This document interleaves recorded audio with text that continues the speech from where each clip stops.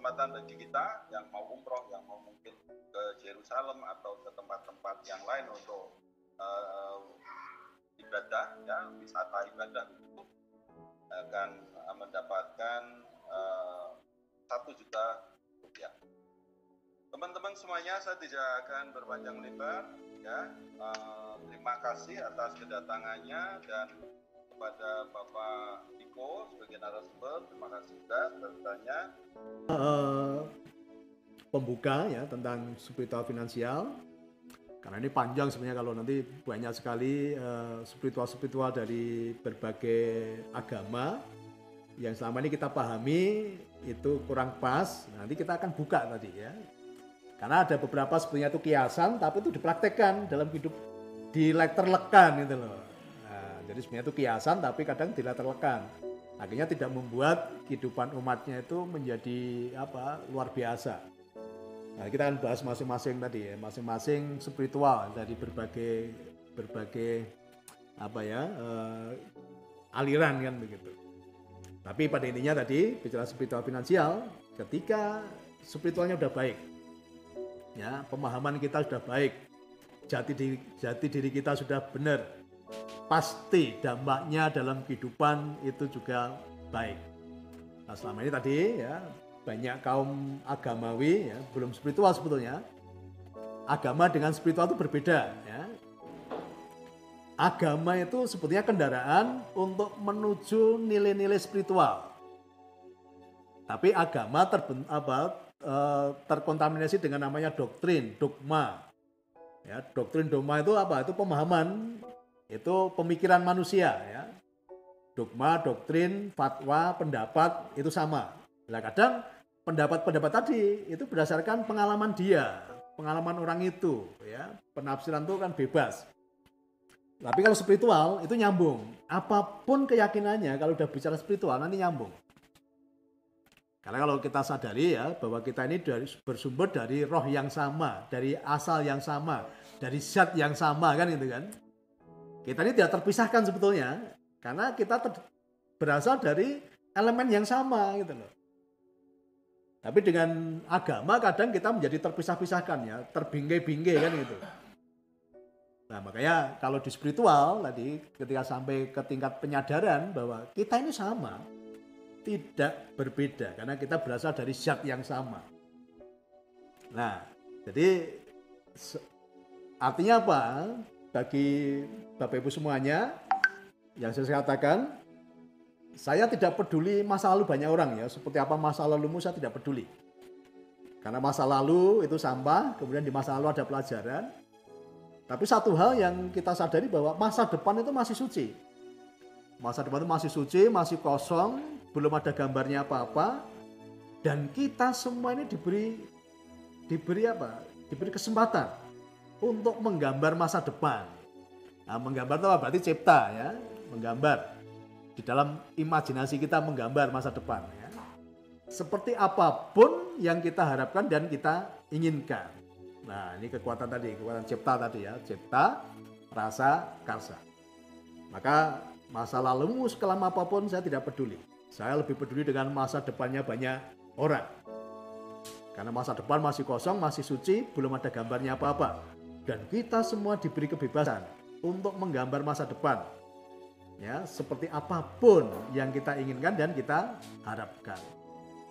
Nah ini saya ajarkan ke semua klien-klien saya, ya, mulai menggambar masa depan. Dan banyak yang terjadi, ya, banyak yang terjadi. Ya, menggambar bagaimana tentang kehidupan masa depan, kan gitu. Nah, nanti ini materi khusus, ya, bagaimana menggambar masa depan. Dan itu sangat-sangat ajaib, ya, banyak orang mengalami itu. Ketika gambarnya sudah jelas, ya, ketika gambarnya itu sudah benar, pasti terwujud, ya, pasti terwujud. Nah, seringkali gambar kita ini pun dipengaruhi oleh input dari pihak luar, akhirnya gambarnya jadi nggak karu-karuan gitu loh. Jadi gambarnya pun kita dapat referensi, kita gambar itu kan kita dapat referensi juga. Nah, kadang-kadang referensinya itu dari orang-orang yang gambarnya itu juga buruk. Ya, dia belum secara finansial atau secara kehidupan belum baik, tapi memberikan referensi gambar kepada orang lain. Atau kita menerima gambar dari faktor apa? Pergaulan. Ya, dengan siapa kita bergaul itu akan mempengaruhi kita ke depannya. Karena dengan siapa kita bergaul, gambarnya nanti akan mengaruhi gambar kehidupan kita. Maka ada istilah gini ya, dengan siapa kita bergaul, kita akan menjadi seperti mereka. Misalnya ya, kalau kita bergaul dengan 5 penjudi, kita akan menjadi penjudi yang nomor 6. Kalau kita bergaul dengan 5 pemabuk, kita akan menjadi pemabuk yang nomor 6. Kalau kita bergaul dengan 5 tukang gibah gitu ya, nah, kita akan menjadi tukang gibah yang nomor 6. Kenapa? Ini memberikan referensi tentang gambar yang mau kita cipta tadi gitu. Nah, kalau tahu ilmu ini, sekarang kita pengen jadi apa? Kalau kita pengen menjadi orang kaya, ya bergaullah minimal dengan 5 orang kaya. Kenapa? Referensinya nanti referensi tentang bagaimana menjadi orang kaya kan gitu. Nah, penciptanya tadi referensinya benar. Ya, tidak pernah khawatir, ya, tidak pernah takut, tidak pernah galuh. Ketika ada sesuatu dari luar yang datang, ya, kita respon dengan baik. Ya, kita respon dengan baik. Ya, jadi masalah yang dari luar itu sebetulnya mempengaruhi kita itu 20%. Ketika kita sudah punya spiritual yang tinggi tadi, semuanya ini baik kok gitu. Semuanya ini baik. Semuanya yang mengaruhi kehidupan saya 20%. Selebihnya adalah respon kita ini loh yang paling penting. Nah, respon itu ketika jiwa kita ini sudah baik-baik saja. Spiritual sudah baik, jiwa kita menjadi baik, kita merespon semua itu dengan santai. Dengan nyaman gitu kan. Bahkan saya ajarkan apa? Apapun yang datang padamu, kasih makna yang baik. Yang ini pun baik buat saya. Ya, yang ini pun baik buat saya. Karena semua yang datang itu belum punya arti sebetulnya. Itu kan baru mungkin episode pertama, nanti masih ada episode selanjutnya. Tapi kita ajarkan bahwa pada akhirnya adalah happy ending. Pada akhirnya nanti happy ending. Ya, makanya moto kami ya, sugih bareng, happy bareng. Ini sebagai penciptaan juga bahwa apapun masalahmu tenang saja.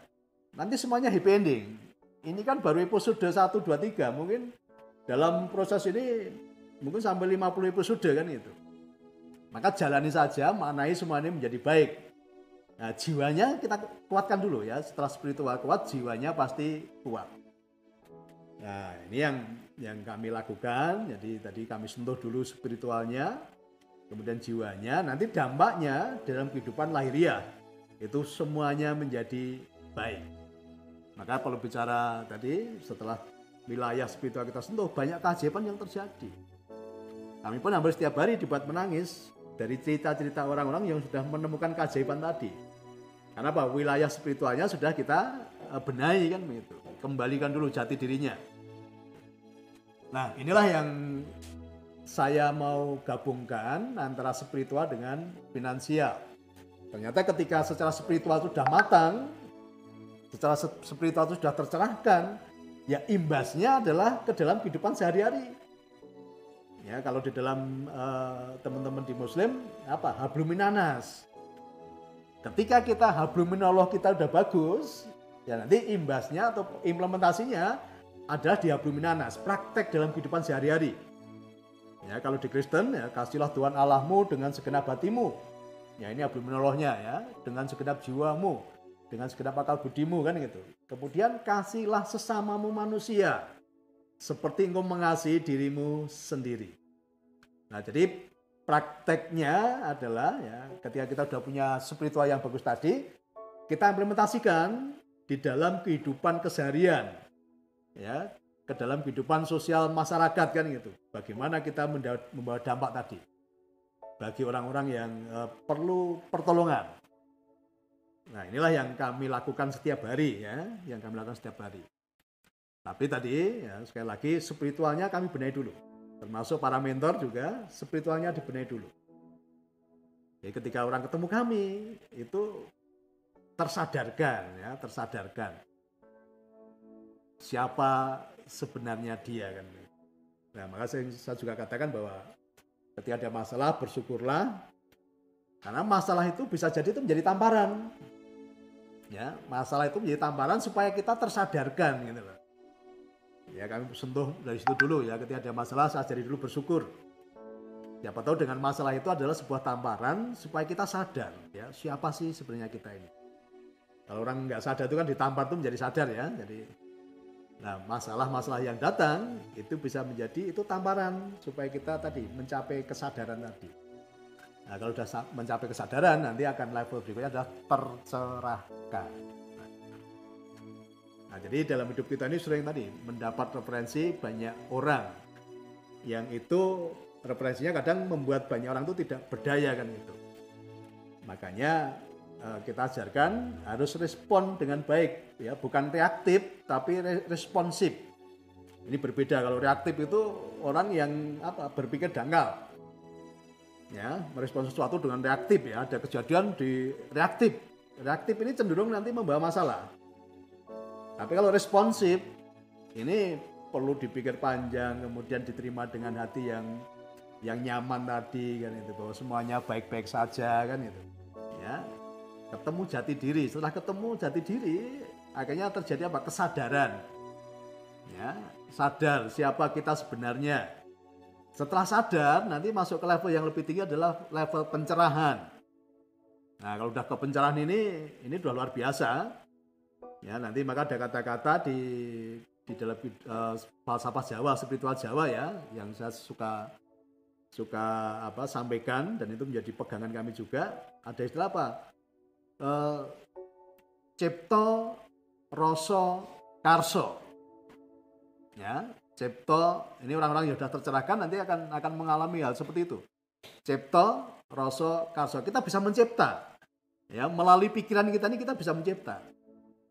Ingat-ingat ya, teori pencipta itu gini, mencipta itu dari tidak ada menjadi ada.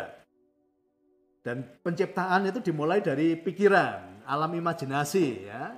Maka manusia itu sebenarnya bisa mencipta melalui pikirannya, alam imajinasinya, ya, dicipta di sini. Nah, setelah dicipta di alam imajinasi dirasakan di dalam hati, ya. Dirasakan dalam hati, ya. Cipto, rasa, karso. Karso akhirnya disertai apa? Dengan action, ya. Karso itu tindakan dengan action. Jadi sadari kita semua ini punya kekuatan untuk mencipta, ya. Kita semua punya kekuatan untuk mencipta. Dari cipta, kemudian rasa, ya, dirasakan, dan karsa, action, tindakan. Itu untuk orang-orang yang sudah tersadarkan dan tercerahkan. Nanti ada level yang lebih tinggi lagi, yaitu istilahnya apa? Cipto dadi dan sabdo dadi, ya. Nah, ini udah level-level yang sudah tinggi nanti, ya. Itu perlu latihan, ya. Cipto dadi dan sabdo dadi. Kadang tidak perlu tindakan, kita pikir aja terjadi gitu loh. Kita pikir saja terjadi, atau kita ucapkan saja terjadi. Ini di level-level yang sudah tinggi nanti, ya. Kami sering mengalami itu. Kadang sedang saya pikirkan, itu tiba-tiba terjadi. Ya, contoh misalnya yang sering saya gambarkan apa? Dulu belum ada telepon, ada orang yang mencipta dalam pikirannya bagaimana menyampaikan pesan itu dengan cara yang mudah, sederhana kan itu kan. Ya, dulu mau bilang libur aja jalan kaki jauh atau naik kuda. Kemudian ada seseorang yang mencipta dalam pikirannya bagaimana menyampaikan pesan dengan cara yang lebih cepat kan itu. Nah, dari keinginannya tadi, ya, nanti ada istilah talis takung. Alam semesta pasti mendukung. Tapi harus memulai dari mencipta dulu. Ya. Mungkin di waktu kita kecil dulu, ya, caranya pakai kaleng, kemudian benang ditarik di sana kaleng kan gitu kan. Tapi zaman beliau dulu yang menciptakan ini mungkin pakainya akar atau apa, belum tahu dulu, ya. Yang bisa ini dipakai untuk komunikasi. Nah, dari situlah nanti talis takung, alam semesta mendukung. Akhirnya terjadi disempurnakan. Akhirnya muncullah namanya telepon, ya, telepon. Ya, kita semua pernah pakai itu. Nah, setelah ada telepon, masih ada yang mencipta lagi. Ya, masih ada orang yang mencipta lagi. Oh, kalau telepon kabel itu tidak bisa diterima kapanpun, karena waktu kita di luar ada pesan masuk, kita nggak bisa langsung menerima pesannya. Ada pesan-pesan yang terlewat. Kemudian ada orang yang mencipta lagi dalam pikirannya bagaimana pesan itu bisa diterima di kapanpun dan dimanapun. Ya, tadi semesta nggak pernah kekurangan, ya. Semesta nggak pernah kekurangan bahan. Apapun yang kita cipta, ya, itu semesta menyediakan bahannya. Nah, akhirnya ada orang mencipta tadi, ya, bagaimana pesan itu bisa diterima kapanpun dan dimanapun. Maka muncullah handphone kan gitu. Itu tanpa ada orang yang mencipta seni nggak akan pernah ada.